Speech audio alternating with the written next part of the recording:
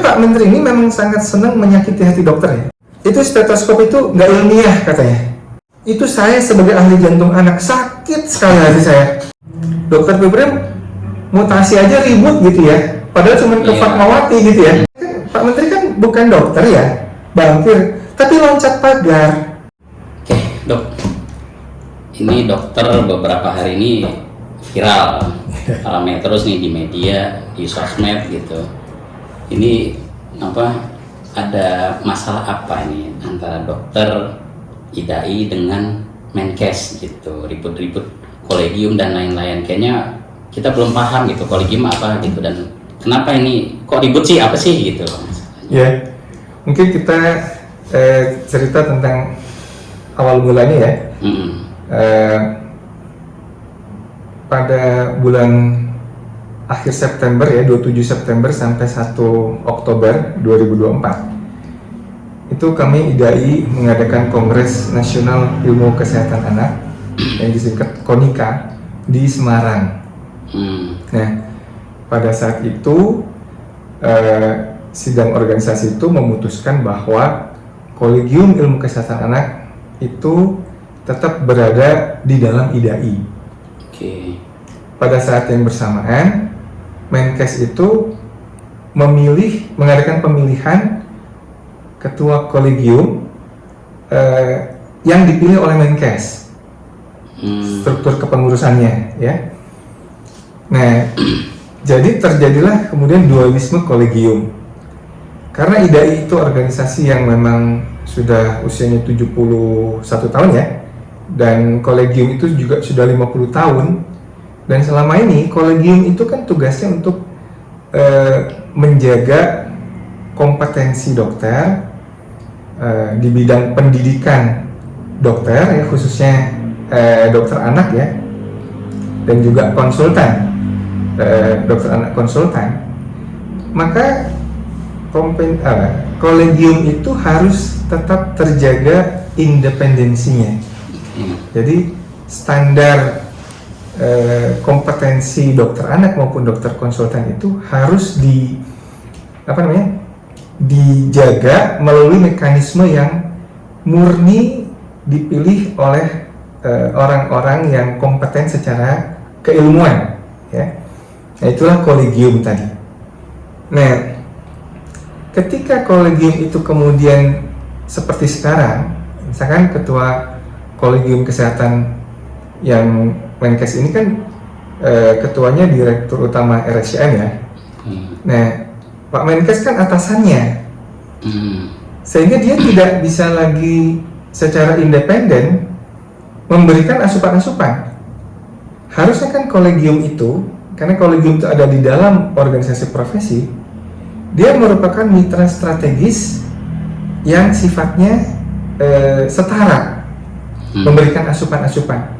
Supaya apa? Supaya outputnya nanti dokter anak yang dihasilkan, dokter konsultan yang dihasilkan itu tetap sesuai dengan standar internasional. Ujungnya ini sangat penting untuk menjaga kualitas pelayanan kesehatan anak khususnya ya, ini IDAI di masyarakat itu tetap terjaga tinggi standar pelayanan kesehatan anak. Nah, pada saat KONIKA itu memutuskan bahwa kolegium itu tetap independen, kita juga memilih ketua kolegium yaitu Prof. Aryono dan memilih ketua pengurus pusat yaitu saya sendiri. Ini adalah amanah dari Kongres di Semarang. Mekanisme pemilihan ketua kolegium maupun ketua pengurus pusat itu melibatkan seluruh perwakilan anggota IDAI, pengurus IDAI ya, dari seluruh Indonesia. Jadi itu tidak dipilih secara sembarangan, ini melalui mekanisme organisasi yang sudah dilakukan selama 70 tahun gitu. Jadi sudah established gitu ya.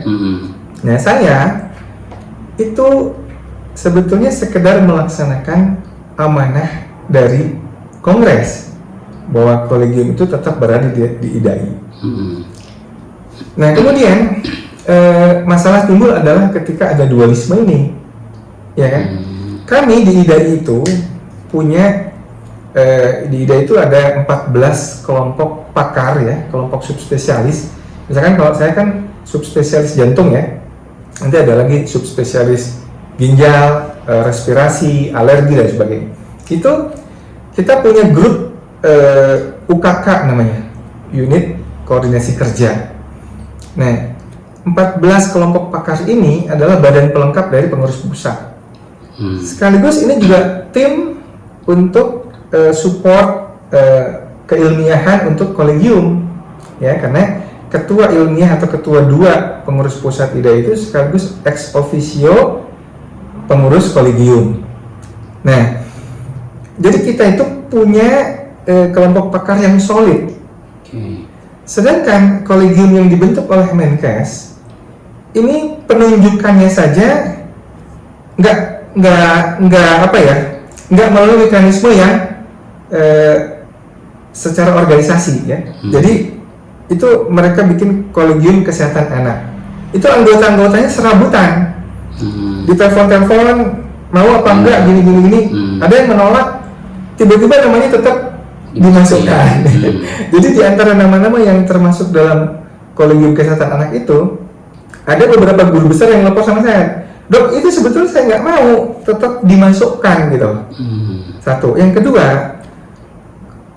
kolegium yang buatan Menkes ini dia tidak punya akar ke grup subspesialis ini.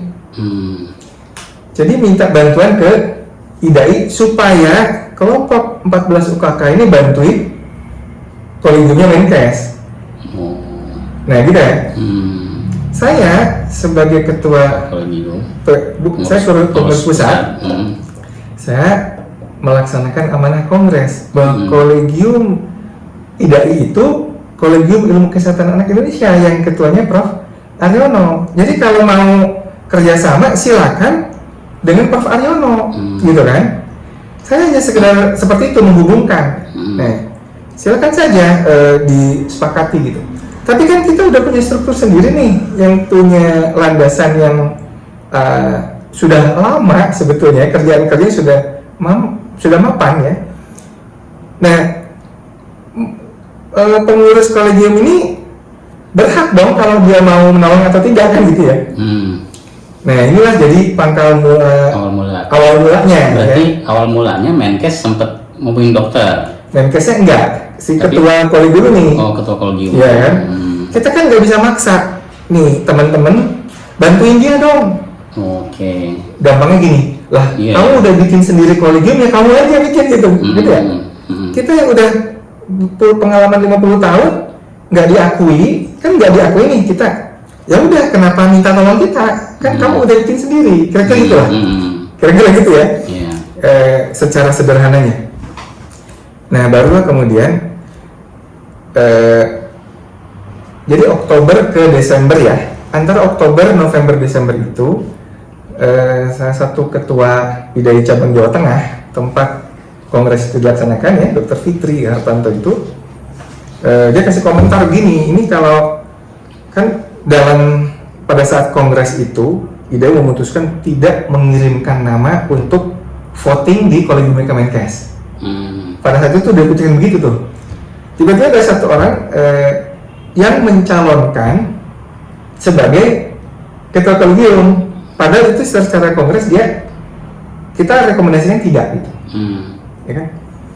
Nah, Dr. Fitri komentar, ini orang ini yang sekarang jadi ketua KKA ini harusnya diberi sanksi berat dari organisasi gitu ya. Itu dia ngomong gitu di grup WhatsApp. Diamini oleh Sekjen IDAI, Dr. Hikari. Nggak berapa lama dua orang ini dimutasi. Dimutasi paksa gara-gara ini kemelut ini. Dimutasi paksa. Yang lucu, alasan mutasi adalah pemerataan layanan. Sekarang kita lihat kondisi Dr. Fitri Hartanto, itu konsultan tumbuh kembang pediatri sosial di Rumah Sakit Karyadi, Semarang. Dia satu-satunya loh konsultan tumbuh kembang. Dipindahkan secara paksa ke Sarjito yang sudah punya 3 konsultan tumbuh kembang. Jadi di Karyadi nggak ada konsultan tumbuh kembang, dipindahkan ke Sarjito, gitu ya. Nah, inilah yang mengherankan. Kalau alasannya pemerataan, kok justru di sini nggak ada konsultan tumbuh kembang, dipindahin Sarjito yang udah ada 3, jadi 4 ngumpul di situ. Ini apa-apaan konsep pemerataan gitu kan? Ini kan memang kaitannya dengan, kalau menurut saya ini susah untuk tidak bilang bahwa ini hukuman terhadap Dr. Fitri. Padahal peran strategis konsultan tumbuh kembang itu terkait dengan satu diantaranya masalah stunting. Ya, pakar tumbuh kembang ini adalah salah satu pakar yang juga sangat konsen dengan pengentasan stunting. Ya, bagaimana jadinya terhadap pengentasan stunting di Jawa Tengah, khususnya di Rumah Sakit Karyadi. Karena kan kalau di Rumah Sakit Karyadi itu pasien-pasien BPJS datang kan. Kalau yang swasta ya udah ke dokter-dokter swasta. Tapi di situ kan pasien-pasien BPJS, rakyat jelata lah. Itu seperti apa nanti? Yang kedua, konsultan tumbuh kembang ini juga kaitannya dengan deteksi awal anak-anak dengan gangguan perkembangan yang sekarang semakin banyak. Anak-anak telat bicara, anak-anak autism, anak-anak ADHD, ya. Ini bersama dengan konsultan neurologi anak ya. Konsultan tumbuh kembang pediatri sosial ini lebih konsen di masalah deteksi awalnya, ya, deteksi awalnya. Ini bagaimana nasib anak-anak ini ketika Dr. Fitri yang kebetulan bersuara vokal karena dia juga konsen dengan amanah organisasi pada kongres, ya, itu dipindahkan begitu saja. Alasannya pemerataan pelayanan, padahal menurut saya sulit untuk tidak dikatakan ini kaitannya dengan vokalnya Dr. Fitri terhadap pemilihan kolegiumnya Menteri Kesehatan. Kira-kira begitu. Nah, lanjut, itu kan udah 2 tuh. Kemudian Dr. Hikari juga sama, tiba-tiba dipindahkan. Proses mutasinya, kalau kita lihat aturan mutasi ASN itu ada 4 peraturan itu ya. Misalkan mesti ada lolos butuh, ada dikasih tahu dulu ya, kemudian ada melibatkan BKN ya, ada aturan-aturannya lah. Proses mutasi ASN itu nggak kayak mindahin barang gitu ya. Kan itu mereka itu keluar proses surat mutasinya, tiba-tiba bulan depan beberapa lagi udah diblokir tuh, nggak bisa lagi melayani di rumah sakit asalnya. Kayak Dr. Hikari itu begitu keluar dia pindah ke sono, nggak bisa lagi melayani di RCM. Jadi Hikari yang kedua itu Hikari dari RCM ke Harapan Kita. Nah itu dia. Ya alasannya kan masih banyak konsultan lain, betul, tapi dokter itu ikatan dengan pasiennya beda dengan dari seorang teller bank dengan nasabahnya.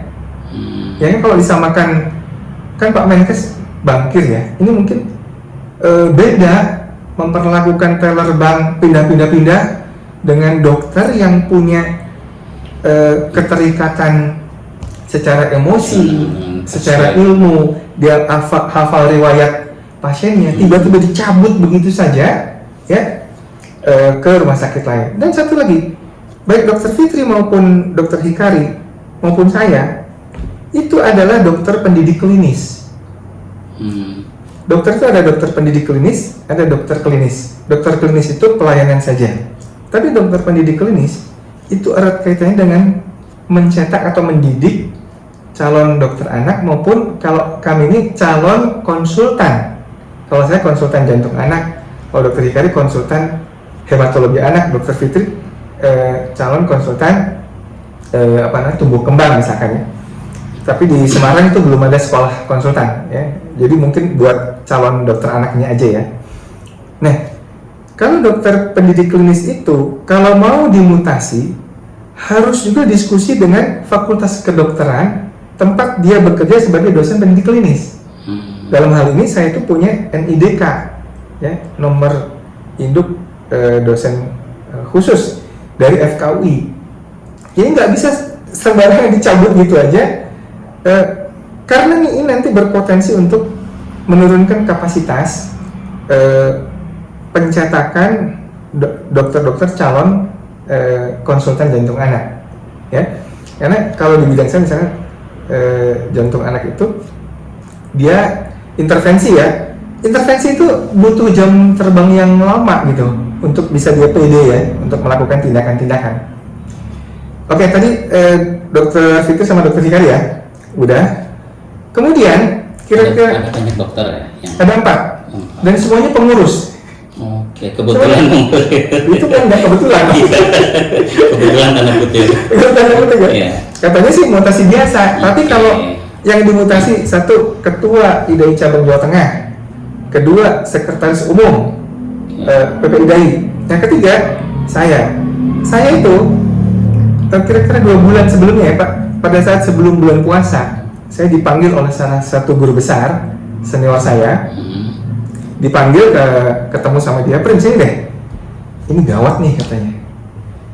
Saya dapat info dari salah satu dirjen, saya nggak usah sebut namanya ya, Di eselon di Kemenkes. iya eselon di Kemenkes, eselon 1. Ini kamu katanya kalau nggak kooperatif mau membantu KKA itu kolegiumnya Menkes ya, kamu akan dimutasi loh.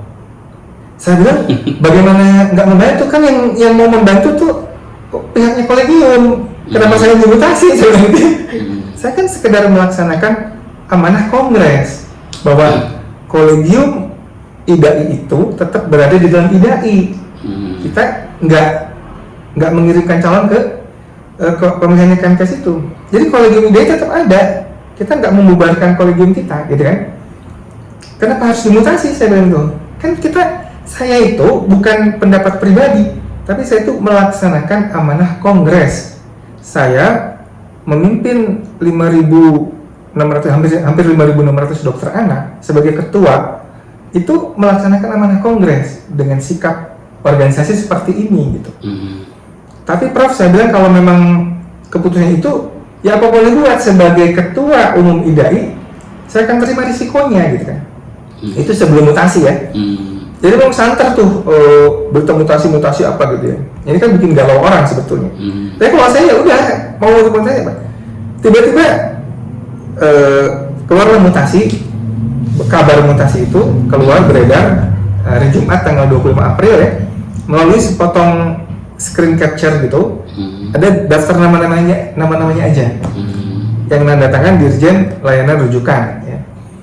Nah, saya baru penerima resmi surat mutasi secara utuh itu hari Jumat kemarin tanggal 9 Mei jam 4 sore lah ya, diberikan oleh Direktur SDM dari RSCM. Jadi menurut saya itu saya bikin video ya, bahwa mutasi saya itu memang melanggar prosedur mutasi ASN 4 aturan perundangan mutasi itu dilanggar. Jadi menurut saya ini prosedural, dan karena di awalnya ada intimidasi ya, kalau kamu nggak kooperatif kamu akan dimutasi gitu kan. Nah inilah kemudian proses mutasi saya itu dikomentari oleh Dr. Rizky Adriansyah.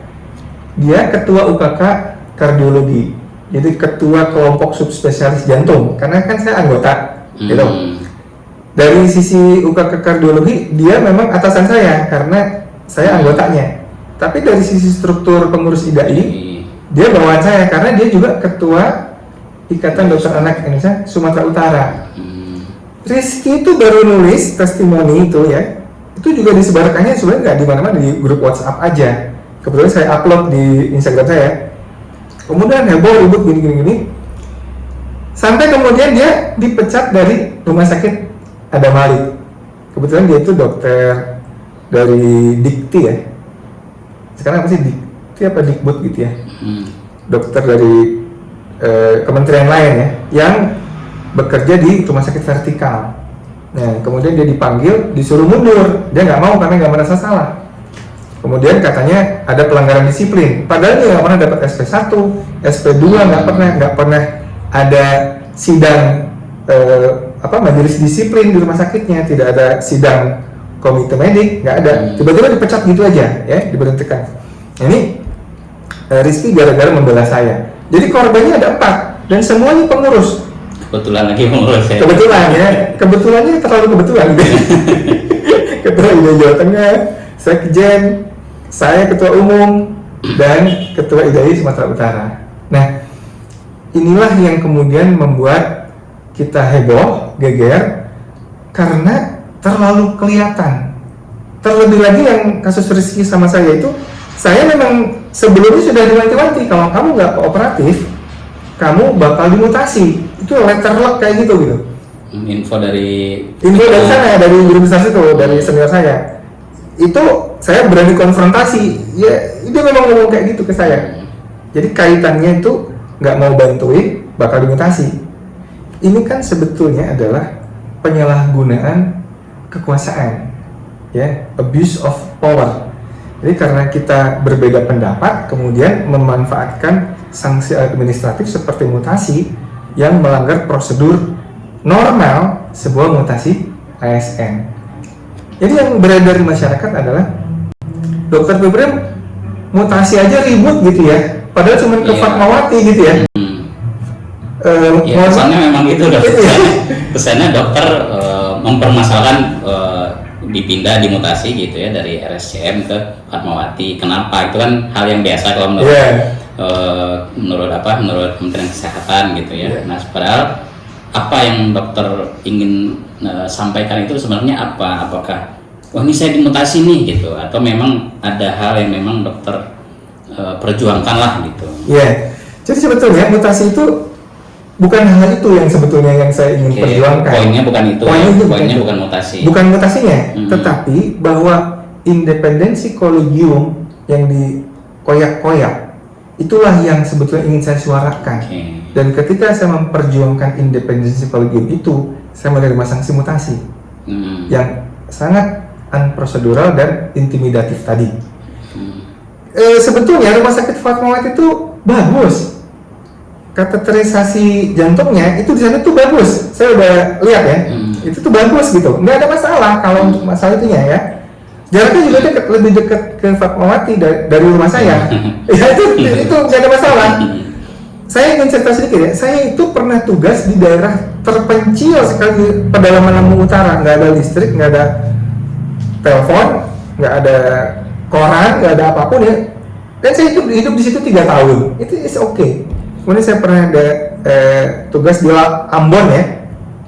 Di Ambon daerah konflik.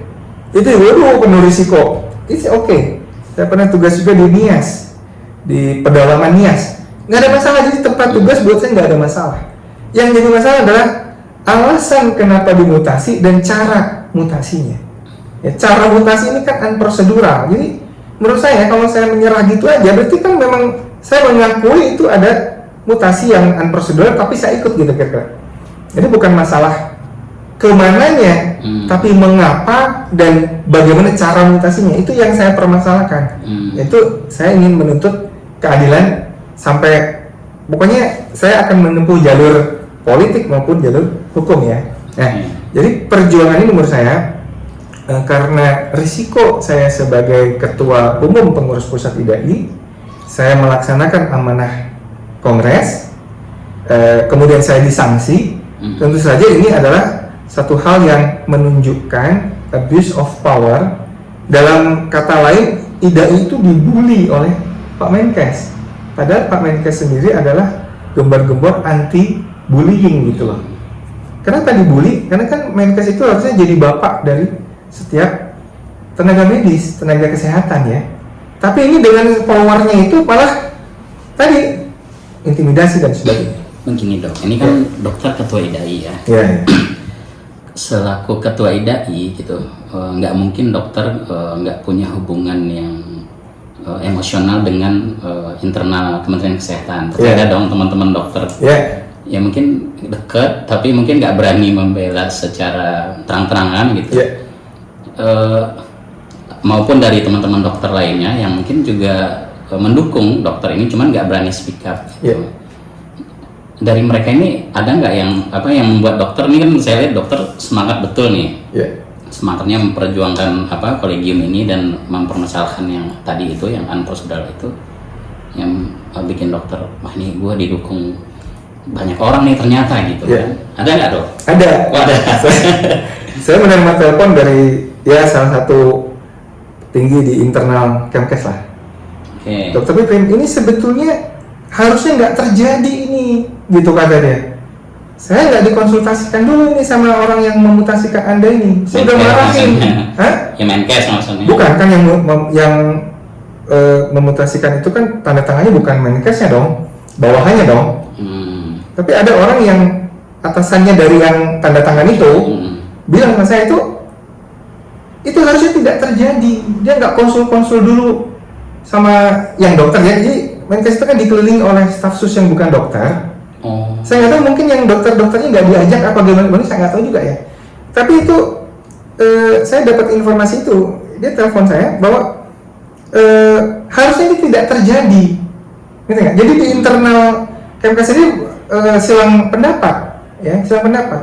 Ya artinya mendukung IDAI gitu, mendukung IDAI. Karena kan bagaimanapun kan namanya seorang dokter, dia paham bagaimana pentingnya kolegium itu harus independen supaya tidak ada pendapat-pendapat yang nyeleneh. Nah cuman kan selaku pembantu menteri lah gitu, masa nggak tahu atau nggak dilibatkan nih, kita kan harusnya kan ada ada rapat lah gitu, minimal nih kita membentuk kolegium ini loh, harusnya kan tim internal Kementerian Kesehatan sendiri harus tahu dong gitu. Ya harusnya tahu ya, tapi saya nggak tahu karena Pak Menkes ini ada kecenderungan namanya cherry picking, jadi dia ambil pendapat dari yang mungkin mau mendekat ke dia, tapi kalau ada orang ngomong objektif yang ngomong seadanya gitu, mungkin kayak saya gitu, ya udah nggak diajak-ajak lagi gitu.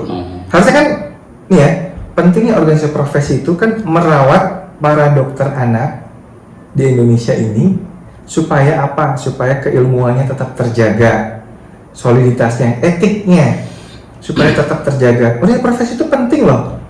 Kemudian dulu kan ada rekomendasinya. Kalau organisasi profesi dilibatkan dalam menerbitkan SIP misalnya, kita bisa tahu ini alumni mana, kelakuannya seperti apa, layak diberikan SIP misalnya gitu ya. Nah sekarang kalau itu semua diterabas, organisasi profesi tidak diberikan kewenangan apa-apa, SIP bisa diterbitkan begitu saja oleh Kementerian Kesehatan. Siapa yang menjamin bahwa yang diterbitkan dikasih SIP itu bukan dokter anak beneran? Yang pura-pura misalkan, kan nggak ada yang menjamin itu. Itu penting organisasi profesi. Siapa yang menjamin selaras dengan etika kedokteran? Itu kan kalau kami punya namanya majelis kehormatan etik. Itu Dewan Kehormatan Etik, DKE. Itu punya fungsi kemahkamahan terhadap dokter-dokter yang diadukan melanggar etik gitu ya. Ya itu ada fungsi kemahkamahan. Sekarang itu kan fungsi itu dicabut oleh undang-undang baru itu, diarahkan ke Pemda. Kita nggak lihat tuh selama ini Pemda punya majelis etik nih buat dokter. Yang ada MKEK di ID dan majelis kehormatan etik di Dewan Kehormatan Etik di masing-masing organisasi profesi. Ini bahayanya ketika organisasi profesi itu disingkirkan dari kebijakan-kebijakan strategis, ya. Karena apa? Karena organisasi profesi itu kan dia memang sudah berkecimpung lama di situ di dunianya, masuk kolegium itu juga sudah puluhan tahun di dunia kependidikan, mencetak dokter, menginikan standar kompetensi, kayaknya tiba-tiba direbut begitu saja, kita disingkirkan kalau yang menolak. Ini kan bahaya buat nanti kualitas pelayanan kesehatan anak dan pada gilirannya bahaya untuk masyarakat Indonesia. Kemarin kan kayak contohnya, ini bukan bidang saya sih, tapi terkait juga dokter umum boleh operasi sesar misalkan. Ini coba lihat tanggapan netizen itu kan ramai ya. Saya nggak mau kalau dokter umum di ini. Padahal Pak Menkes itu bilang itu dokter residen tidak boleh melakukan sendiri, harus didampingi konsulennya. Padahal residen senior itu punya kemampuan loh. Misalnya residen senior yang udah mahir untuk operasi sesar, itu dia punya kemampuan kompetensi itu sampai operasi sesar ini. Lah katanya residen itu nggak boleh, harus ada konsulennya. Residen aja nggak boleh sama Pak Menkes. Masa dokter umum yang nggak sekolah itu dibolehkan operasi sesar dengan pelatihan-pelatihan tanpa pendidikan resmi menjadi spesialis gitu. Ini kan kontraproduktif ya, memicu kegalauan masyarakat, dan pada gilirannya yang berbahaya adalah yang potensi bahaya pada ibu hamil yang mau melahirkan dan janinnya, dan juga dokternya sendiri. Dokter umumnya kalau beneran nekat dioperasi, kompetensinya nggak cocok, kemudian ada komplikasi, meninggal, yang dituntut kan dokter umumnya. Jadi yang bahaya itu banyak masyarakat, ibu janin, dan dokter yang melakukannya ketika itu semua tidak dibingkai dengan standar yang betul sesuai dengan standar yang ditetapkan oleh kolegium yang independen. Kira-kira gitu. Ini tadi apa dokter bicara undang-undang kan, memang ini saya lihat di mana berita ya kan, memang kolegium ini kan naik statusnya, kata Kementerian Kesehatan, yang tadinya apa peraturan ya, sekarang kan naik menjadi apa undang-undang gitu. Misalnya, nah ini kan masuk ya, kalau kita lihat secara apa namanya letterlek ya masuk akal juga gitu kan. Sekarang undang-undang loh payung hukumnya gitu. Nah dokter melihat ini gimana ini melihatnya? Justru kami itu melaksanakan undang-undang itu. Oke. Undang-undang nomor 17 ya? Ya 17 tahun 2023. Disebutkan kolegium itu adalah dibentuk oleh kelompok disiplin ilmu yang bersifat independen. Oke. Ya, undang-undangnya begitu. Nah, pemahaman kami masalah independen ini adalah pengurus kolegium termasuk ketua kolegium itu dibentuk oleh kelompok disiplin ilmunya. Oke. Jadi kalau kolegium ilmu kesehatan anak Indonesia, kelompok disiplin ilmu itulah yang udah pakar pendidikan, yang menunjuk ketuanya, menunjuk pengurusnya, melakukan pekerjaan-pekerjaan secara independen. Ini justru ide itu melaksanakan amanah undang-undang. Tiba-tiba Pak Menkes bikin Permenkes yang dia memilih sendiri pengurus kolegium. Itu kan votingnya bebas ya. Kan dia bilang voting kalau tadinya cuma 50 orang misalkan ya, sekarang dipilih oleh ribuan orang misalkan ya. Tapi ribuan orang itu votingnya voting terbuka, kita nggak tahu siapa yang milih. Kalau ada pengerahan suara juga kita nggak tahu, ya kan? Kalau pemilihannya di antara kelompok ahli disiplin ilmu itu kan dia paling tahu. Bahkan nggak usah voting, kesepakatan ya ini yang paling pakar ini gitu kan? Kan bisa seperti itu. Nah ini kalau votingnya seperti itu terbuka, kan kaidah yang independen saja tadi di mana? Satu. Yang kedua, ini ada kolegium yang lucu, yang nggak ikutan voting, ya. Jadi tadinya ada dipilih di situ, kemudian diganti oleh ketua kolegium yang tidak ikut di votingnya yang diadakan Menkes itu. Tiba-tiba jadi gitu aja, gitu. Kan Pak Menkes bilangnya dipilih 3, kemudian saya pilih yang 3 itu. Kan tetap aja ini namanya pseudo demokrasi kan? Seperti demokrasi, padahal yang dipilih juga dia. Maksudnya independensi itu adalah biarkan masyarakat ilmiah ini yang menentukan ketuanya siapa dan pengurusnya siapa, supaya dia tidak bebas tekanan-tekanan lain selain kepentingan akademik, kepentingan profesi, keilmuan. Ini untuk menjaga kualitas layanan dan pada gilirannya adalah untuk masyarakat Indonesia juga. Kira-kira gitu.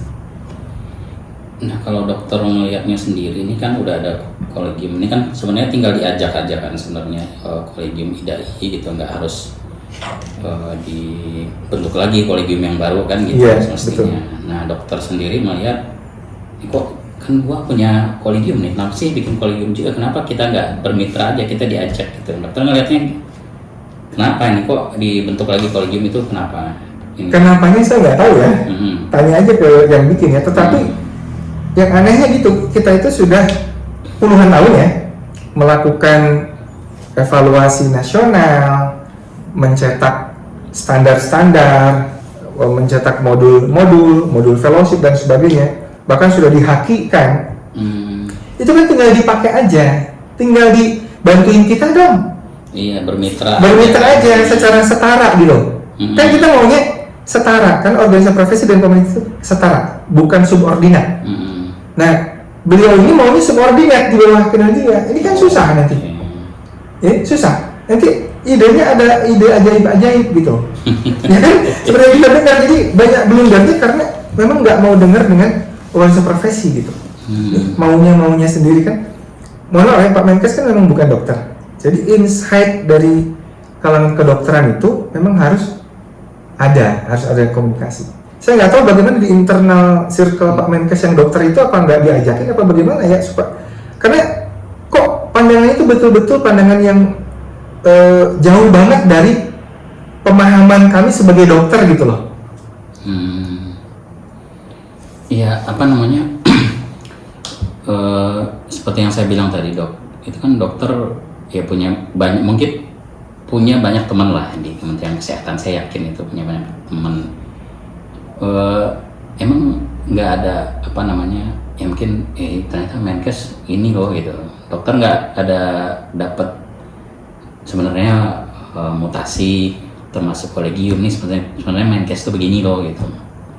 Saya nggak diberitahu ya, tapi ada salah satu orang dekatnya yang bilang ini sebetulnya sih orang-orang sekitar itu yang agitatif katanya. Jadi memang maunya perang aja nih. Ini saya kasihan rakyat dok, kan kita pengennya sehat gitu. Iya betul. Sehat malah dibikin.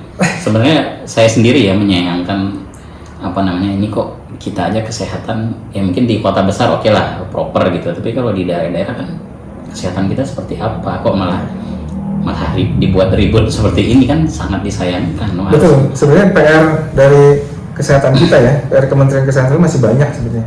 Misalnya angka stunting yang juga masih tinggi, TBC, ya, kemudian gangguan perkembangan pada anak, ya, kemudian angka kematian bayi balita masih tinggi. Kalau itu fokus di situ aja, IDAI siap bantu kok. IDAI itu siap bantu. Kenapa ribut? Kalau diributkan begini kan kerja-kerja sayang. Iya, kerja-kerja ini kan jadi kan orang itu kalau dimintai bantuan ya, oke kita tolong siap gitu. Tapi kalau di challenge, dilecehkan, ya kan? Kalau dilecehkan kan, lo jual gue beli. Nah, gitu kan. Jadi, ayolah hargailah organisasi profesi, karena kami itu kontribusinya udah puluhan tahun loh. Sebelum Pak Menteri ini jadi menteri, kita itu udah biasa ngurusin masyarakat. Kalau ada yang nggak bener, ayo ngobrol sama-sama. Nih, saya maunya dibenerin gitu kira-kira. Artinya, berarti gini dok, artinya sebelum dengan Menteri Kesehatan sebelumnya lah ya, berarti hubungan organisasi profesi, terutama khususnya IDAI itu berarti hubungan baik-baik aja.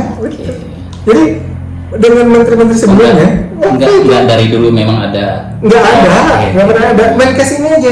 Karena Pak Menteri ini memang sangat senang menyakiti hati dokter ya. Maksudnya? Contoh ini, itu stetoskop itu nggak ilmiah katanya. Dia pernah ngomong gitu kan? Pernah dengar? Itu saya sebagai ahli jantung anak sakit sekali hati saya. Karena bagi kami, dengar jantung ya. bagi kami, stetoskop itu sangat berguna. Nih kalau bisingnya ini, lokasinya di sini, ini bocornya di VSD yang kayak gini. Kalau bisingnya tipe ini lokasi di sini, bisingnya PDA. Kalau yang ini kemungkinan ASD. Kalau anak biru bisingnya begini, ini tetralogi Fallot. Jadi stetoskop itu sangat berguna dan sangat ilmiah bagi kami. Tiba-tiba Pak Menteri kan bukan dokter ya, bangkir, tapi loncat pagar. Beliau mengomentari sesuatu yang bukan keilmuannya gitu loh. Kalau bukan keilmuannya ya harusnya nggak perlulah statement seperti itu. Itu menyakiti kami loh. Stetoskop tidak ilmiah lah, apalagi dokter gigi juga sakit hati tuh. Karena dokter gigi nggak banyak katanya, tukang gigi dinaikkan skillnya. Ini kan juga menyakiti dokter gigi loh. Sama kayak SC tadi ya. Iya, dokter umum suruh SC. Nah, padahal kalau kita melihat masalah gigi misalkan, kenapa kasus gigi banyak? Kita kembali ke promotif preventifnya. Sekarang anak-anak itu, orang dewasa juga banyak yang makanannya ultra processed food tinggi gula, ya kan? Makanan seperti ini, kalau dia juga kebiasaan gosok giginya nggak benar, ini kan juga bermasalah di gigi. Tapi nanti dokter gigi yang paling paham ya. Jadi jangan melihat sesuatu itu selalu di hilir, lihat di hulunya gitu. Lihat di hulunya. Karena kalau kita fokus di hilir itu jadi mahal. Nah ini kan harusnya Kementerian Kesehatan memang fokus di upaya promotif preventif misalkan. seperti misalkan ide tentang pembelian PET scan ya kan? Pernah dengar nggak? Jadi ada untuk kanker serviks itu harus promotif preventif gitu ya, deteksi awal. Deteksi awal itu di puskesmas, menguatkan pap smear misalnya di puskesmas. Tapi kemudian tindakannya yang dibeli adalah beli PET scan yang harganya sangat mahal, miliaran itu. Padahal PET scan itu untuk mendeteksi kanker yang udah menyebar kemana-mana. Jadi kontradiksi antara niatnya dengan pelaksanaannya gitu. Padahal kalau niatnya seperti itu, ini bukan bidang ilmu saya, nanti bisa dipotong aja. Tapi inilah kira-kira gambaran bagaimana kita harus menyikapi masalah kesehatan. Ya sebenarnya banyak yang pengen saya tanyain lagi dok, mungkin keterbatasan waktu. Terakhir mungkin untuk saya sih berharap kita ada part lanjutannya dok ya buat ngobrol-ngobrol. Cuman berakhir di sini dengan dengan profesionalismenya melalui kolegium IDAI gitu kan, yang banyak pihak yang dikorbankan. Mungkin ada pesan dokter barangkali buat dokter-dokter muda khususnya yang di bagian IDAI ini, termasuk para mahasiswa kedokteran saat ini, dengan adanya ya katakanlah dokter versus menkes, pesannya mungkin ke dokter muda dan mahasiswa kedokteran. Ya baik, jadi mungkin buat adik-adik ya, apa yang terjadi kegaduhan sekarang ini sebetulnya bukan masalah mutasi pribadi. Itu adalah puncak gunung esnya. Tetapi jauh di bawah itu, sebetulnya kami sedang berjuang mempertahankan independensi kolegium. Kolegium yang independen itu sangat penting untuk menjaga mutu dari lulusan dokter maupun dokter spesialis anak maupun dokter konsultan, supaya tetap bermutu tinggi ya dalam melayani masyarakat Indonesia. Jadi upaya perjuangan kami ini sebetulnya saya sekedar melaksanakan amanah Kongres Dokter Anak, yaitu Konika di Semarang ya.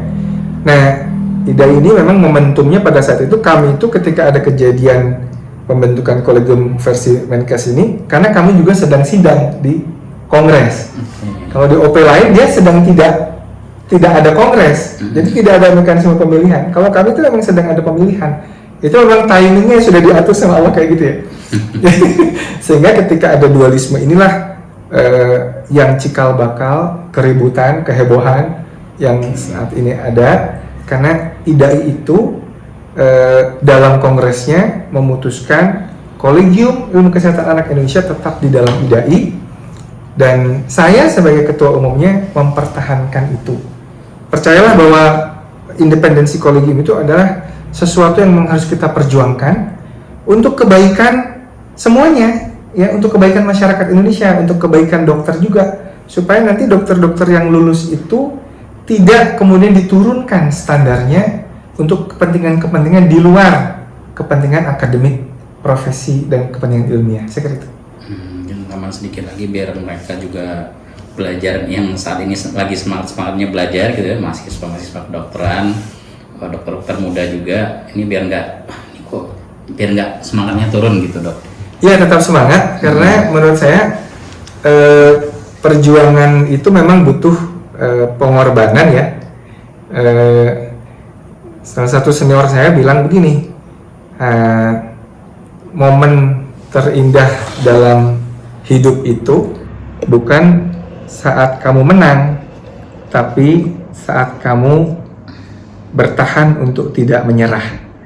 Jadi kalau kita punya prinsip dan kita memang yakin betul bahwa prinsip seperti independensi kolegium ini adalah sesuatu hal yang harus dipegang, maka mempertahankan prinsip tidak menyerah itu adalah satu momentum yang harusnya menjadi momen indah dalam hidup kita. Dokter, makasih banyak. Mudah-mudahan permasalahan ini cepat selesai gitu, Amin. masyarakat tidak dirugikan terutama ya. Bagaimanapun ya kita berharap, apalagi kesehatan ini kan hal yang sangat krusial gitu. Kita berharap ya lancar-lancar aja gitu, masyarakat sehat, nggak ada yang dikorbankan dengan kepentingan apapun. Amin. Amin. Oke, dokter ya. Sama-sama. Terima kasih banyak.